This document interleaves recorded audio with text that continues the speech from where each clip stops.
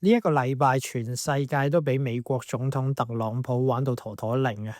咁根據最新嘅消息咧，就係大部分嘅國家咧都叫做暫緩咗呢一個對等關稅嘅處理啦，同埋做法啦。唯獨一個國家咧就係依然受到針對，呢一個國家就係中國啦。咁到底局勢會係點樣發展落去呢？咁我哋呢一個嘅節目咧，當然都係唔會放過同大家持續跟進嘅機會啦。因為特朗普嘅招式咧係千變萬化嘅，而且係一時一樣嘅，所以咧你跟少半日咧，基本上都可以話係同世界咧係脫咗節㗎啦。咁我哋都係會持續同大家去跟進最新嘅消息啦。咁但係咧，我覺得一開始咧就不妨回歸一下一啲基本嘅概念同埋基本嘅原理先啦。第一就係關稅喺特朗普佢嘅決策思維到底係扮演住一個乜嘢嘅角色咧？嗱，我哋一講到特朗普嘅時候咧，一定係要擺低一啲有色眼鏡同埋意識形態嘅對立嘅，因為可能你係撐 Trump 啦，又或者可能你係反 Trump 啦，無論你係企喺邊一邊咧，你都一定係會俾嗰一種嘅價值觀或者意識形態咧，係擾亂咗你對佢嘅喜惡嘅，然後就從而咧就令到你對佢嘅嗰個政策嘅判斷咧，就會有一個叫偏頗嘅。第一點就係無論你係撐 Trump 又好，反 Trump 又好，你都要擺低呢一啲嘅有色眼鏡先。第二副嘅有色眼鏡咧，就係講緊知識上面嘅有色眼鏡啊。咁如果你係熟讀經濟學嘅話咧，你嘅嗰副有色眼鏡咧就會再比一般人厚多少少。因為譬如關稅政策咧，根據翻咧，任何讀過經濟學101中四都已經夠噶啦，就基本上咧都話俾你聽，無論係配額制啦，定係關稅啦，佢都係會令到成個社會嘅經濟效益咧係達唔到最優化嘅狀態，因為係會有一啲嘅效率流失啦，有個學術字眼叫做 debt rate loss 啊嘛，就係講緊呢啲咁樣嘅嘢啦。配額係會咁樣嘅，關稅係會咁樣嘅，所以呢一啲咧嘅關稅壁壘或者貿易壁壘嘅政策咧，係對於所有國家嚟講都係會輸。關鍵就係你痛啲定係我痛啲，大家輸幾多嘅啫。整體嚟講咧，係大家都會輸嘅。咁變相咧，無論你係左翼嘅經濟學家又好啦，右翼嘅經濟學家都好啦。你一見到關稅咧，你都係會先天就會覺得呢一個係一個唔好嘅政策，因為呢一樣嘢係同任何讀經濟學初階嘅人嘅嗰個知識接觸咧，係有一個好大嘅抵觸嘅。咁如果你突然之間作為一個經濟學家，你話我撐關稅嘅，咁啲人就會即係對你口誅筆伐啦，你就會指斥翻呢一啲人啊，就係你係咪連一個中四嘅經濟學嘅學生你都不如啊？點解你會撐關稅啊？等等。咁所以咧，經濟學家咧對於特朗普用關稅作為一個談判手段嘅呢一招殺着咧，係有一個幾厚嘅有色眼鏡嘅。即係大部分90%嘅經濟學家，就算你係一個右翼，係一個好保守嘅人咧，你都唔係咁中意關稅作為一個措施。咁但係關稅呢一件事個本質係啲乜嘢嘢先嗱？關稅咧係有3個最重要嘅目的咧，係喺特朗普嘅嗰個決策嘅 matrix 入面咧係想做到嘅。第一就係增加翻美國嘅收入啦，因為佢覺得加關稅就可以加翻收入啊嘛。咁呢一樣嘢咧，短期係會有一啲奏效嘅。咁但係去到長期咧，因為你係會扭曲咗市場嗰個誘因啊，令到大家都唔會用 full capacity 全力去做好佢哋份工去生產，然後根據比較優勢去做貿易。所以咧，短期咧，你係會得到一個幾好嘅效益，但係長期咧就大家都輸嘅。咁但係美國嘅政治制度就係行緊選舉噶嘛，咁我相信嗰個長期就應該係4年以後先至會反映嘅。咁到時特朗普都卸任啦，假如佢唔會好似佢口中所講，就想尋求連任第3任任期嘅話咧，咁基本上咧，即係一個短期嘅措施咧，對於佢而家嘅政治利益嚟講咧，係一個最優化嘅狀態。因為即係就算你話長期會受損嘅，咁長期可能去到時特朗普都80幾歲啦，佢都已經要退位讓賢啦，嗰啲都唔關佢事啦，咁佢都唔再 care 啦。咁第二樣嘢咧就係保護政策嘅抬頭啦。咁呢一樣嘢可以點樣去解讀咧？亦都可以用翻咧美國嘅政黨嘅結構去解釋翻嘅。第一就係而家受到關稅最大負面影響嘅嗰一班人咧，比例上面咧比較多咧，都係親民主黨嘅，唔係親共和黨嘅。譬如一 announce 咗關稅係要出台嘅時候咧，華爾街股市狂跌啦。咁而華爾街嘅財富咧，都係幾跟8·2定律噶嘛，就係80% 嘅華爾街嘅財富都係喺20% 嘅有錢人啦、科網巨企啦、嗰啲金融大鱷手上面噶嘛。而呢一班人咧，比例上面咧，大部分咧都係親民主黨嘅，即係可能你會見到嘅，可能 Sam Altman 啦，呢啲科技嘅巨頭啦，又或者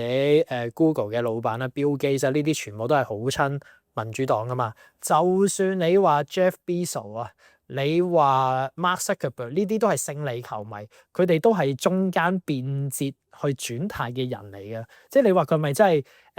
佢嘅價值觀係咁親共和黨咧？佢哋唔係嘅，即係佢都係中途變節，佢本身係民主黨人嚟嘅，即係親民主黨嘅。因為後尾即係 Trump 嗰個形勢大好喎，然後就開始咧就比較投向 Trump 嗰邊啦，勝利球迷嚟嘅。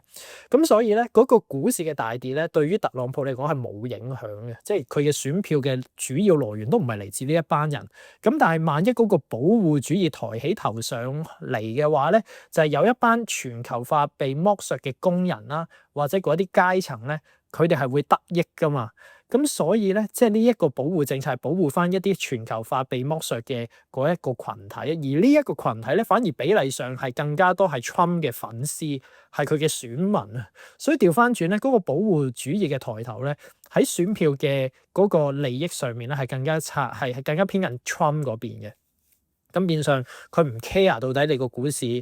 做成點啦，因為根本上嗰啲人都唔係佢嘅選民咁滯嘅比例上面嚟計。咁第三咧就係作為一種談判嘅手段啦。咁而家我哋就見到呢一個嘅效果啦。咁就基本上咧就每一個國家咧都想同特朗普去傾。咁然後特朗普亦都話暫緩咗某一啲國家嘅對等關稅啦，唯獨中國啦。咁其實佢第一招殺着咧，除咗話嚇破全地球之外咧，亦都係一個壓力測試嚟嘅，就係測試翻咧，就係到底唔同國家嘅承受程度啦，又或者佢哋喺一個國際談判、國際博弈之下，佢哋會做一啲乜嘢嘅舉動啦。例如好似日本啦，或者越南嗰啲啦，基本上係投晒行嘅啦，就係不如你減翻我哋啦，咁你減我哋，我哋又減翻你關稅啦，大家和平解決啦。即係佢哋係相對地係想用翻一種叫做比較軟性嘅方法去應對翻特朗普加關稅嘅呢一樣嘢啊嘛。咁但係中國唔係喎，中國就係你加我啊嘛，我再加翻你多啲，我加到你104%，然後我再將一啲美國嘅商業實體全部擺落去一啲特殊嘅觀察名單入面，即係基本上就係另一種形式嘅制裁啦。佢用最強硬嘅反制措施。好啦，就去翻好似大隻佬入面，阿曾志偉見到嗰啲武小姐就話：我就係制你一個。咁而家就係淨係針對住中國咧，就不放寬，其他咧大部分咧都放寬咗。咁今次嘅壓力測試係成功咧，咁就佢無差別攻擊嘅，就算係你親美國嘅盟友啦、北約、歐盟啦、新加坡啦、日本啦，呢啲全部都係親美國噶嘛。咁去到最尾都係無一幸免。咁但係試完啦，就知道原來大家嘅嗰個對關稅嘅壓力承擔就係去到呢一個極限嘅啫，咁就即係試到大家嘅底牌啦。中國唔係嘅，中國原來嗰個後面個袋咧又再深啲嘅，咁佢又可以試到多啲嘢出嚟。因為國際博弈咧就從來唔係淨係做一 round 嘅，你係做幾 round 嘅，因為每一 round 你係可以透過觀察對方嘅反應決策，然後你掌握到對方咧嘅一啲資訊。例如佢嘅承擔能力有幾強啦，例如你做緊啲乜嘢嘅措施，佢哋嘅反制速度有幾快啦，佢哋嘅反應有幾快啦，佢哋嘅觀感係點睇啦，呢啲全部都係 information 嚟嘅，係會幫助到未來嘅談判同埋博弈。咁所以你一定要明白就係點解呢一啲關稅戰係瞬息萬變咁快咧？個原因就係因為每一次嘅博弈都係攞緊 information 去幫自己達到最優化嘅嗰個狀態。咁同埋再補充多一點啦，關稅咧只係成個貿易戰入面嘅其中一個手段，因為咧無論係美國又好啦，同美國交易嘅其他國家都好啦，你係要阻止人哋嘅貿易順差係有好多種方法嘅。就咁睇教科書都已經教你兩招啦，第一就係關稅，第二就係 quota 啊嘛，tariff and quota， 即係關稅同埋配額制啊嘛。咁然後喺現實世界亦都係有更加多嘅方法啦，譬如嗰啲反壟斷競爭法啦，甚至乎可能去到咧就係你有一啲好複雜嘅牌照申請啦。銀行戶口好多嘅阻撓啦，係咁做 KYC、AML 啦，反洗黑錢啦，跟住認識你啲客戶啦，係咁做呢啲嘢咧，你都係可以阻止咧一啲外國嘅廠商去進入當地嘅。咁而呢一啲嘅措施咧，其實喺特朗普眼中咧就係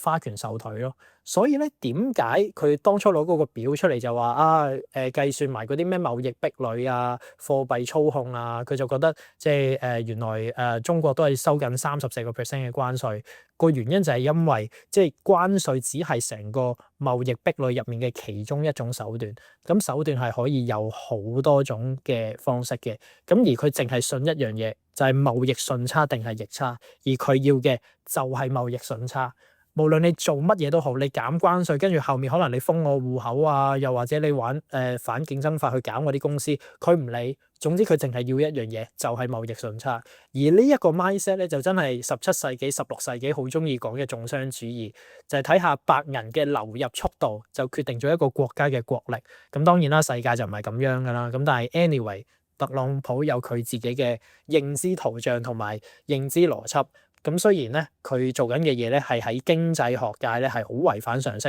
咁但係因為佢就係而家全地球最有影響力嘅人，無論佢啱又好錯又好，你都一定要了解佢到底係點樣諗嘢，點樣去有一個決策嘅思維。